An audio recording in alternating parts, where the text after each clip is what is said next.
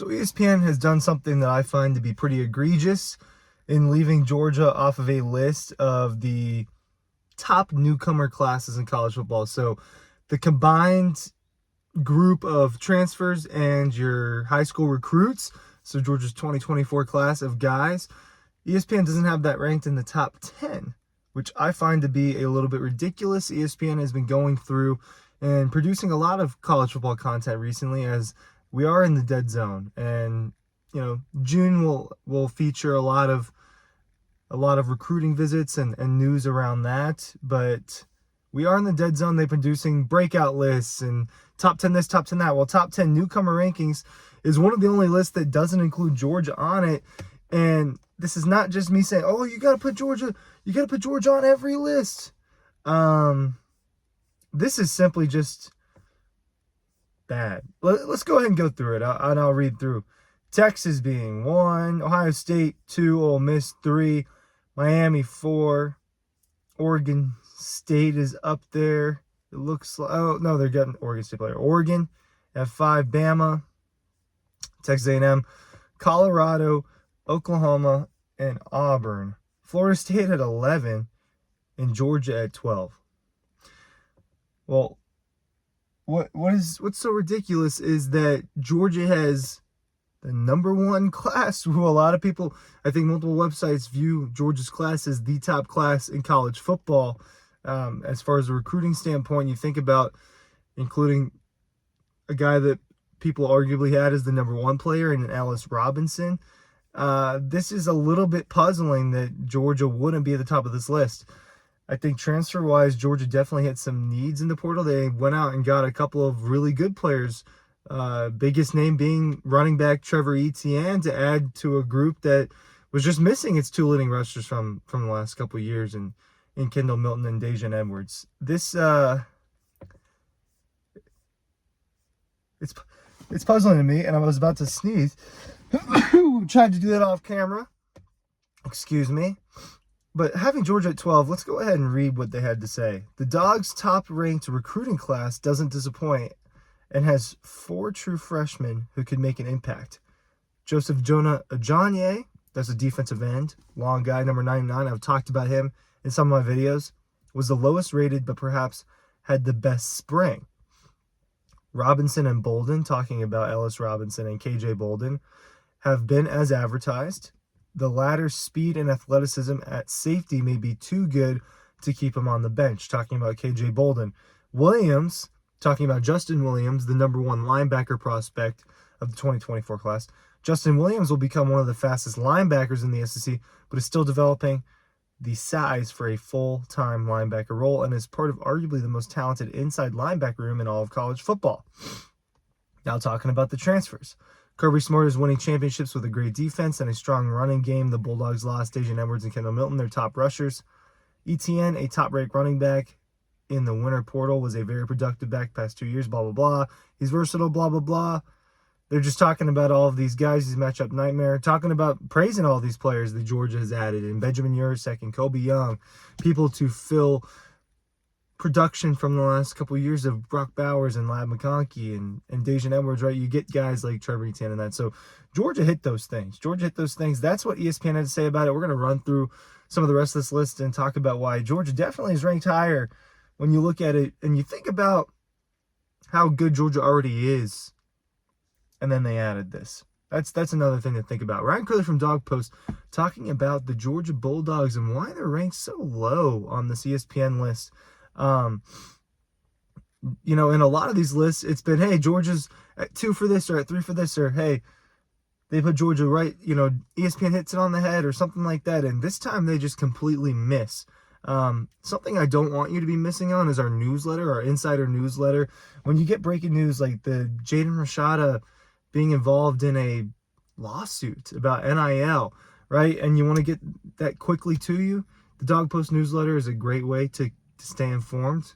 We're trying to get that out as fast as possible every day. If there's something breaking or if we're just producing content, we try to push out the newsletter to you in the afternoon to make sure you're tapped in with all things Georgia Bulldogs. Let's go ahead and go towards the top of this list and start looking at it. They've got Texas with that number one incoming class. It includes its biggest name from the recruiting trail was Ryan Wingo, a 5-star wide receiver.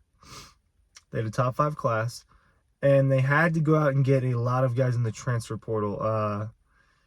Former defensive tackle for Georgia, Bill Norton, who went out there and played well for Arizona. You think about Isaiah Bond. You think about Amari Nalbag. You think about Silas Bolden from Oregon State. Matthew Golden from Houston. They went out and got a whole new crop of weapons because their top 2 left in the NFL draft in Adonai Mitchell and Xavier Worthy. They end up being high draft picks, and Texas has to go out and get a ton. They lost some really important pieces. Byron Murphy, Tavonde Sweat on defense. This is a very, very good class that deserves to be in the top 3. I think that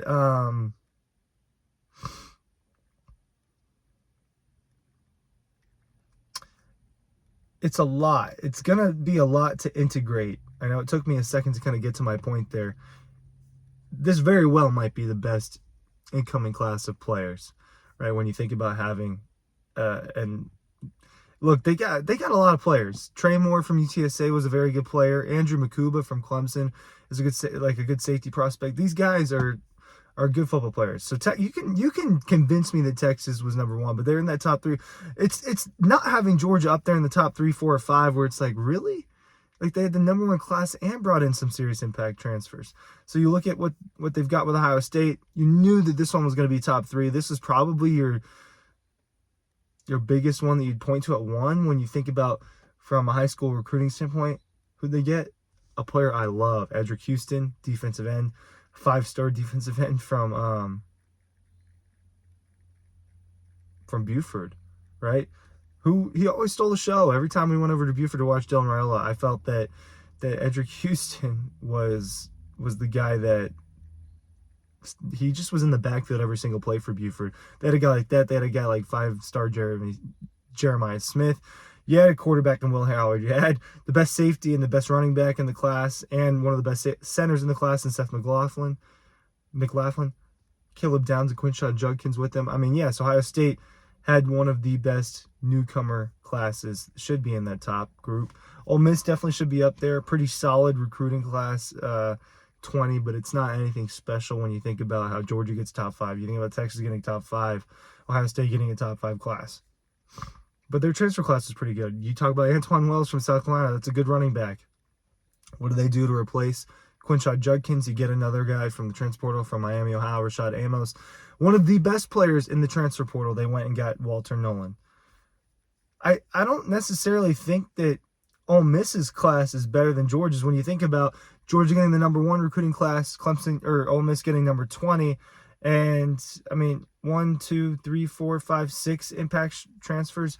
Georgia's going to have Benjamin Yurcek be an impact transfer, Trevor Etienne be an impact transfer, Colby Young be an impact transfer. I think Xavier Micliot has a chance to be an impact transfer, and that's just assuming that the other 2 receivers don't make an impact. So immediately, this is kind of where I start to say, hey, okay, well, there's where the list got fraudulent. It was in the top 3 when they had Ole Miss there.